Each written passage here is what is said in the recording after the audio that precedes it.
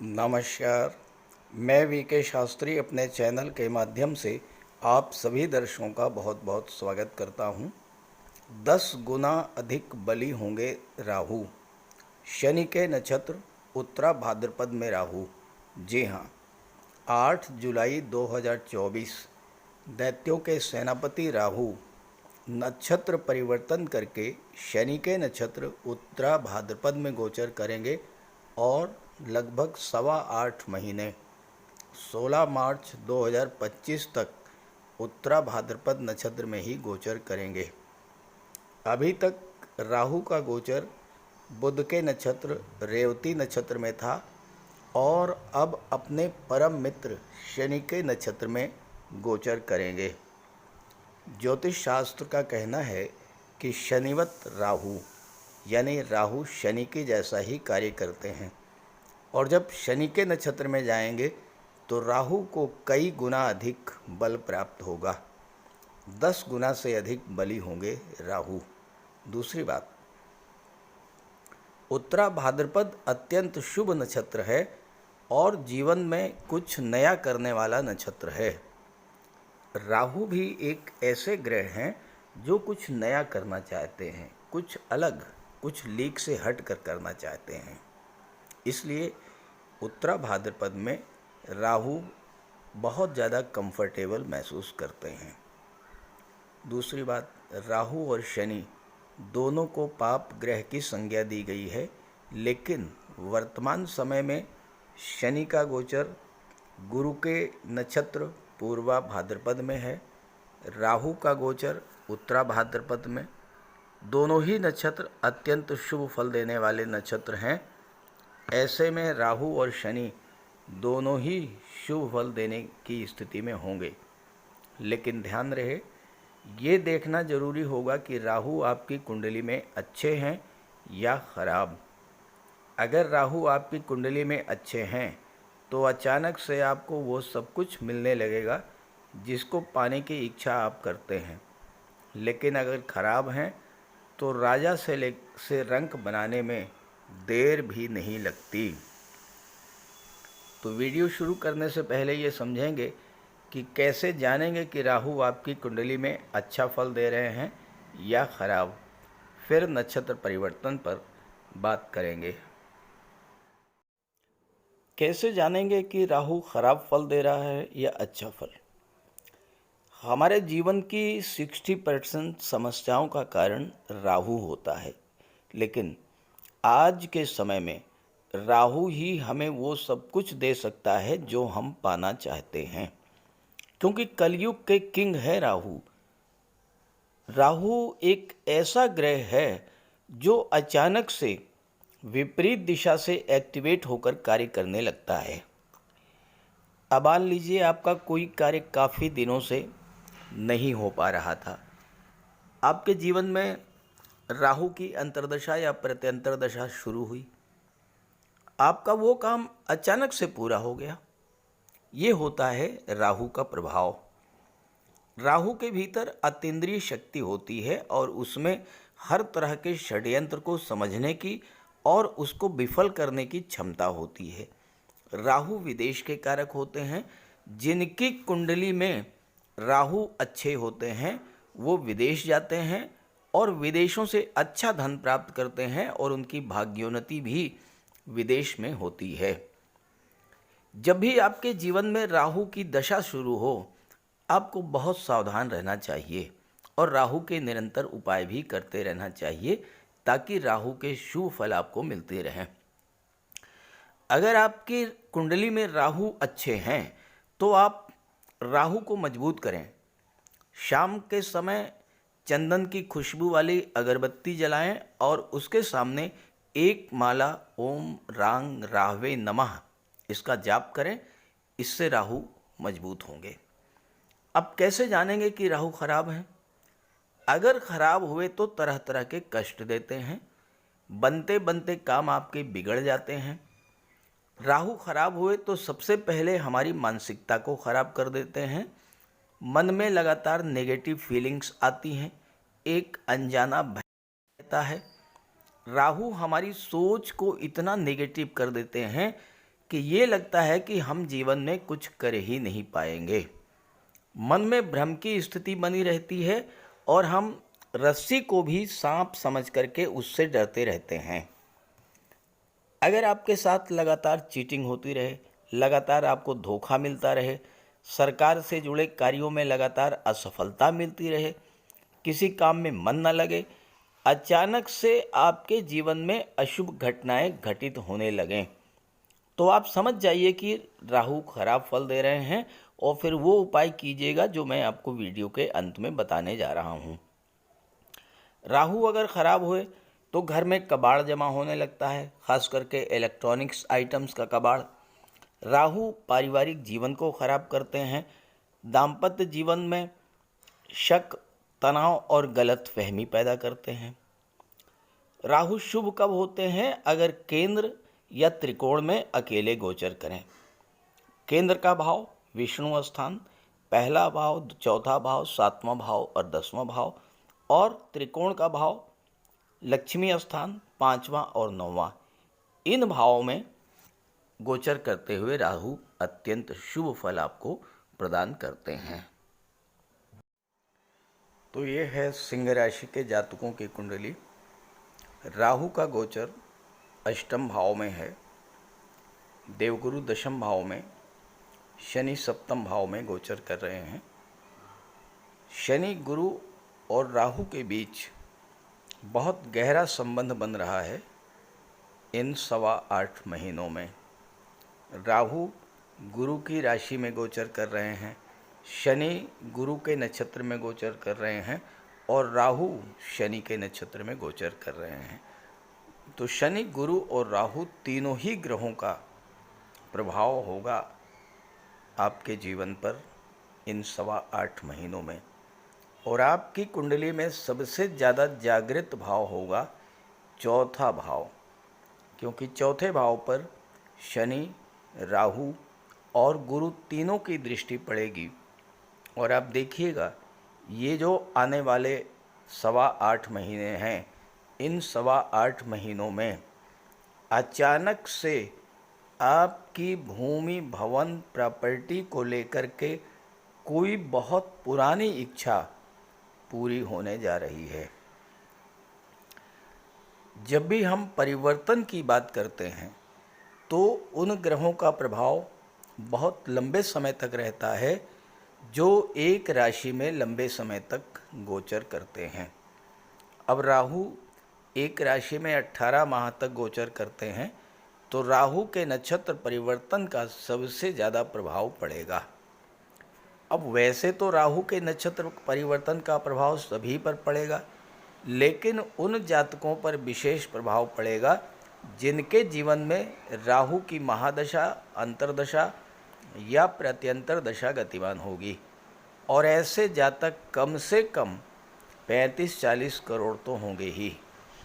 अब अगर आपके जीवन में राहु की दशा गतिमान है तो अष्टम भाव आपका एक्टिवेट होगा, राहु एक्टिवेट होंगे, और चूंकि शनि के माध्यम से फल देंगे तो उन भावों का भी फल देंगे जिसके स्वामी शनि हैं, यानी छठे भाव का भी फल आपको देंगे और 7वें भाव का भी फल आपको प्रदान करेंगे।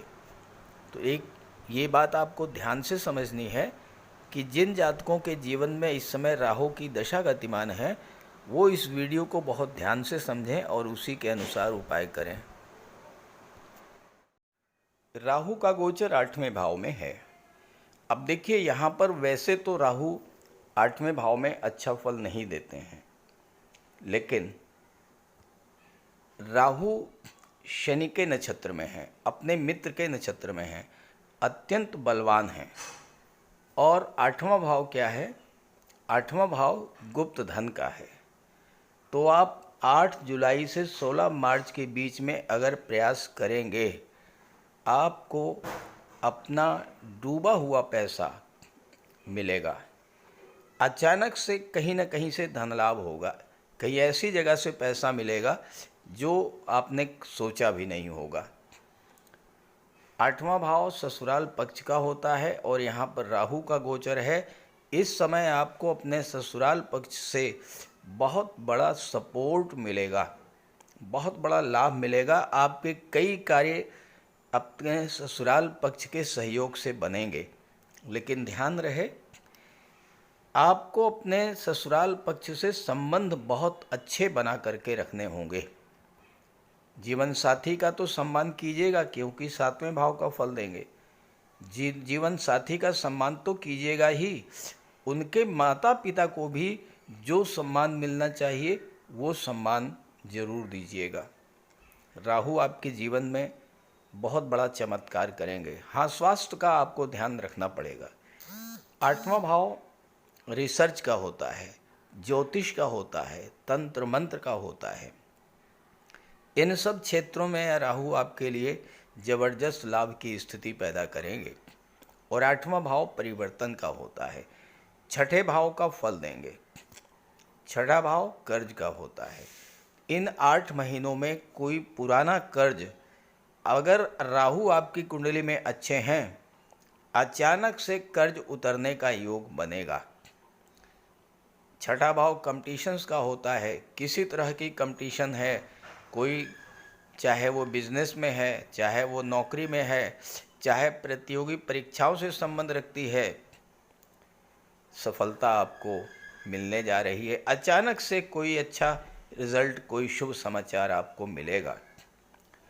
क्योंकि पंचम के स्वामी गुरु हैं और छठे के स्वामी शनि हैं। शनि का गोचर गुरु के नक्षत्र में है, तो शिक्षा का संबंध नौकरी से, संतान का संबंध नौकरी से, यानी आपके संतान को या आपको कोई न कोई इस समय जॉब मिलने का योग बनेगा। गुरु दशम भाव में है, करियर के भाव में, करियर का विस्तार करेंगे, तो आपको कोई न कोई रोजगार इस समय मिलने का योग है।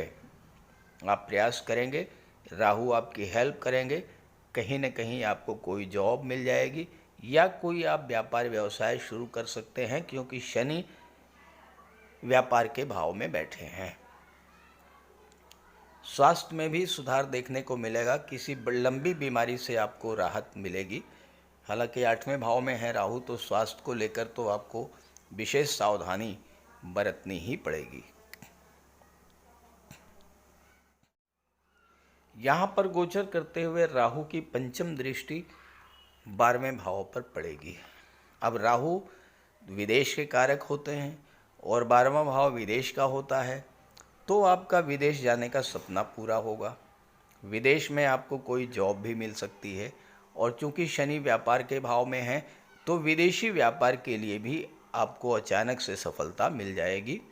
विदेश जाने से संबंधित जो भी कार्य आपके रुके हुए थे, वो कार्य इस समय पूरे होंगे और आप विदेश जा पाएंगे। साथ ही साथ अगर आपका एक्सपोर्ट इंपोर्ट का कोई व्यापार व्यवसाय है या आप विदेशों में सेटल्ड हैं, कोई जॉब कर रहे हैं, तो भी राहु आपको अचानक से ज़बरदस्त लाभ और सफलता प्रदान करेंगे। हालांकि राहु की दृष्टि विदेश भाव पर पड़ रही है और चौथे भाव पर भी पड़ रही है, तो आपको मातृभूमि से दूरी बनाएंगे, अपने घर से आपकी दूरी बनाएंगे और विदेश में जाकर के ही आपकी भाग्योन्नति होगी। हालांकि जो लोग पहले से ही विदेश में हैं, उनके लिए तो राहु जबरदस्त लाभ देंगे, क्योंकि राहु विदेश के कारक हैं और विदेश के भाव पर राहु की दृष्टि पड़ रही है। चौथा भाव जो होता है ये भूमि भवन प्रॉपर्टी का होता है और चौथे का संबंध 12वें से बन रहा है, तो आप विदेश में कोई प्रॉपर्टी वगैरह भी खरीद सकते हैं, कोई घर बनवा सकते हैं या कोई फ्लैट ले सकते हैं और वहाँ पर आप सेटल हो सकते हैं। अब देखिए, विदेश का मतलब अपनी मातृभूमि से दूर किसी दूसरे शहर से है, किसी दूसरे राज्य से है। विदेश का मतलब अमेरिका, ब्रिटेन और कनाडा नहीं है। अब देखिए, राहु और गुरु का एक बहुत ज़बरदस्त संबंध बन रहा है।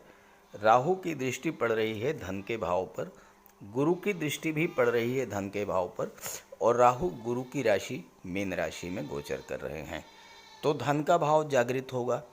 आपकी धन संबंधी समस्याएं जो लंबे समय से आपको परेशान कर रही हैं, वो समस्याएं समाप्त होंगी। कोई पुराना कर्ज है, उससे आप परेशान हैं, तो कर्जों से राहत मिलने का भी योग इस समय बनेगा। गुरु धन के कारक हैं और राहु का गोचर गुरु की राशि में है, धन की राशि में है और राहु भी धन प्रदान करते हैं, तो आपकी धन संबंधी समस्याएं दूर होंगी।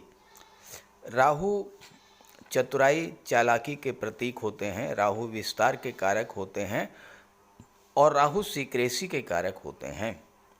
राहु आपको इतना अधिक चतुर चालाक बना देंगे कि आप हर तरह की फिजूल खर्ची को कैसे रोका जाए इस बात पर फोकस करेंगे और धन का संचय शुरू करेंगे। चूँकि 12वें भाव पर भी राहु की दृष्टि है और 12वां भाव खर्चों का होता है, तो खर्चों पर नियंत्रण बढ़ेगा, फालतू के खर्च कम होंगे और धन का विस्तार शुरू होगा। आपका पैसा जो इधर उधर फैला हुआ था, आपने किसी को लोन दिया था, गवर्नमेंट के पास आपका पैसा रुका था, आपके मित्रों संबंधियों के पास आपका धन रुका हुआ था, तो ये सब पैसा आपका वापस आना शुरू हो जाएगा। दूसरी बात, आपका धन भाव जो होता है ये वाणी को भी शो करता है और ये आपको परिवार को भी शो करता है। परिवार का सहयोग नहीं मिल रहा था, आपकी वाणी की कटुता के कारण परिवार के लोग दूर हो गए थे, तो आपका बुद्धि अपनी चतुराई, अपने स्किल और कौशल के बल पर धन भी अर्जित करेंगे, परिवार के लोगों का सहयोग भी आपको प्राप्त करेंगे। राहु मनी मैनेजमेंट में आपको पारंगत बना देंगे, क्योंकि धन भाव के स्वामी जो हैं ये बुध हैं और बुध जो हैं वो बुद्धि के कारक होते हैं, तो आपकी बुद्धि धन पर फोकस करेगी, कैसे ज़्यादा से ज़्यादा धन एकत्र किया जाए। और जब आपके अंदर बचत की आदत बढ़ जाएगी तो धीरे धीरे आप धनवान होना शुरू करेंगे। और चूंकि राहु जिस भाव पर दृष्टि डालते हैं उस भाव का विस्तार करते हैं, तो आपके धन का विस्तार होगा, यानी आप धीरे धीरे धनवान होते चले जाएंगे।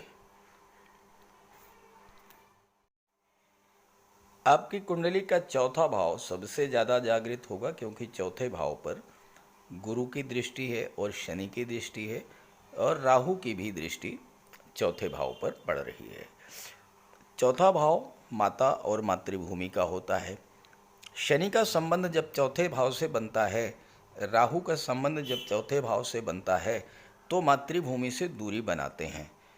तो चौथे भाव का संबंध जो है वो 12वें भाव विदेश से बनेगा, तो आपकी विदेश जाने की इच्छा पूरी होगी। अगर विदेश नहीं भी जाना चाहते हैं तो मातृभूमि से दूर जाकर के कार्य करेंगे तो आपको विशेष सफलता और विशेष लाभ मिलेगा। चौथा भाव जो होता है ये आपका घरेलू वातावरण होता है, पारिवारिक वातावरण होता है और परिवार के सदस्यों के बीच जो कटुता, तनाव और कलह की स्थिति बनी थी वो गुरु की दृष्टि पड़ते ही समाप्त होगी। माता के स्वास्थ्य में भी सुधार आएगा। और चौथा भाव भूमि भवन प्रॉपर्टी का होता है और राहु डीप अटैचमेंट के कारक होते हैं, तो चौथे भाव की चीज़ों से लगाव आपका कई गुना बढ़ा देंगे। तो भूमि भवन प्रॉपर्टी के प्रति, वाहन के प्रति आपका लगाव बढ़ेगा और आप इन चीज़ों को प्राप्त भी कर लेंगे। प्रॉपर्टी का कोई सौदा जो काफ़ी दिनों से फाइनलाइज नहीं हो पा रहा था, वो अचानक से सौदा फाइनलाइज हो जाएगा, वो प्रॉपर्टी आपको मिल जाएगी। चौथा भाव राजनीति का होता है और जो पॉलिटिकल डिस्टर्बेंसेस चल रहे थे, जो राजनीति में उठापटक की स्थिति बनी हुई थी, अचानक से वो स्थितियां समाप्त होंगी और राहु आपको लाभ देना शुरू कर देंगे। चौथा भाव आपका घरेलू वातावरण होता है, आपका मन होता है, आपका मानसिक स्थिति होती है, तो घर का वातावरण भी ठीक रहेगा, मानसिक शांति मिलेगी और किसी प्रॉपर्टी को लेकर के या अपने परिवार को लेकर के इस समय आप जो फैसला लेंगे वो उससे आपको लाभ मिलेगा। चौथा भाव सुख का भाव कहा जाता है, भौतिक सुखों का होता है, तो राहु आपको भौतिक सुखों की ओर मोड़ देंगे, आप अपनी अधूरी इच्छाओं को पूरा करेंगे। राहु विस्तार के कारक होते हैं, तो बड़ी गाड़ी, बड़ा वाहन इस तरह की इच्छाएं आपकी पूरा होंगी। शासन प्रशासन का सहयोग मिलेगा, राजनीति में भी लाभ मिलेगा और आपकी पब्लिक इमेज भी बहुत अच्छी रहेगी। आज के वीडियो में मैं पुरुषों के विवाह में आ रही समस्या को लेकर एक समाधान बताने जा रहा हूँ। आपकी शादी की उम्र हो गई है, रिश्ते भी आ रहे हैं, लेकिन किसी न किसी स्टेज तक जा कर के वो रिश्ते फाइनलाइज नहीं हो पा रहे हैं। तो उसके लिए एक साधारण सा, बहुत आसान सा उपाय बता रहा हूँ, आप करके देखिएगा, सफलता मिलेगी। पुरुषों के विवाह में अगर देरी हो रही है तो उसका उपाय है शुक्र को मजबूत करें। शुक्र को मजबूत करने के लिए शुक्रवार के दिन माता लक्ष्मी की आराधना करें। प्रातःकाल स्नान ध्यान करके स्वच्छ वस्त्र धारण करके इत्र या परफ्यूम का प्रयोग करें। उसके बाद माता लक्ष्मी की आराधना करें और घर के उत्तर पश्चिम कोने में परफ्यूम का स्प्रे करें और वहाँ पर परफ्यूम रख दें। ये कार्य अगर आप हर शुक्रवार को करते हैं तो आप देखिएगा बहुत जल्दी आपको समस्या से राहत मिल जाएगी, विवाह का योग बन जाएगा, आपका विवाह संपन्न हो जाएगा। लेकिन ध्यान रहे, केवल एक दिन कोई उपाय करने से समस्या हल नहीं होती है। उपाय आपको लगातार करते रहना होगा, कम से कम 43 शुक्रवार, 43 शुक्रवार। जीवन में परेशानियां बढ़ रही हों, संघर्ष बढ़ रहा हो, अचानक से आपके जीवन में नकारात्मक घटनाएं घटना शुरू हो जाएं, अचानक से आपको धन हानि शुरू हो जाए, परिवार में कलह शुरू हो जाए, बीमारियों से, रोगों से आप परेशान होना शुरू कर दें, तो आप ये समझ लीजिए कि राहु खराब फल दे रहे हैं। तो राहु के लिए कुछ सामान्य से बहुत सामान्य उपाय हैं, लेकिन बहुत प्रभावी उपाय मैं आपको बताने जा रहा हूँ। देखिए, देवाधिदेव भगवान भोले शंकर ये शनि पर भी नियंत्रण रखते हैं और राहु पर भी नियंत्रण रखते हैं।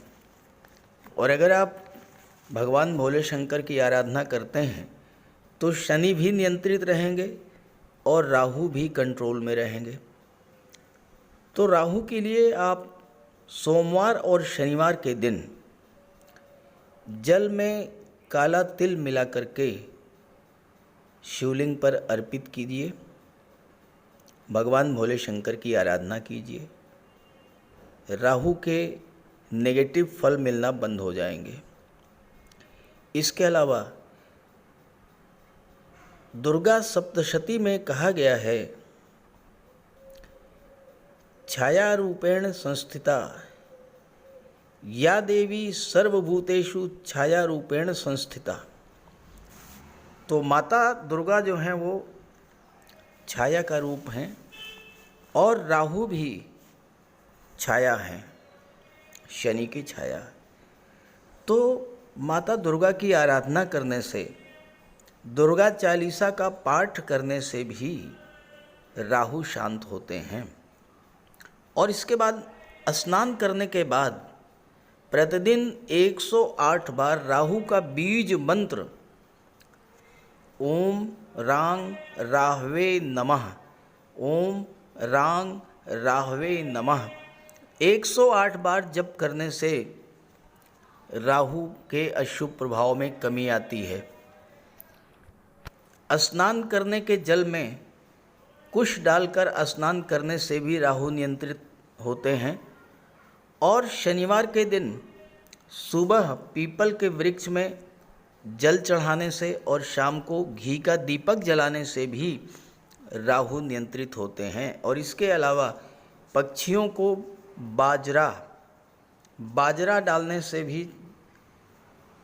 राहु पर नियंत्रण पाया जा सकता है। और इसके अलावा अगर आपको राहु विशेष कष्ट दे रहे हों तो शनिवार के दिन एक नारियल 11 बादाम एक काले वस्त्र में लपेट करके अपने सिर के चारों तरफ 7 बार उतार करके जल में प्रवाहित कीजिए। राहु को देवगुरु बृहस्पति कंट्रोल करते हैं, तो राहु को कंट्रोल करने के लिए देवगुरु को बलवान कीजिए। और देवगुरु तो गुरु हैं, शिक्षक हैं। अपने गुरु की, अपने पिता की, वृद्ध जनों की सम्मान कीजिए, उनका आशीर्वाद प्राप्त करते रहिए। गुरु को बल मिलेगा, राहु पर नियंत्रण होगा। और इसके अलावा राहु ससुराल पक्ष के कारक होते हैं, तो अगर राहु खराब हैं तो भूल करके भी ससुराल पक्ष से संबंध खराब मत कीजिएगा। तो ये छोटे छोटे उपाय हैं। और इसके अलावा गोमेद भी धारण किया जा सकता है, लेकिन किसी योग्य ज्योतिषी की सलाह लेकर।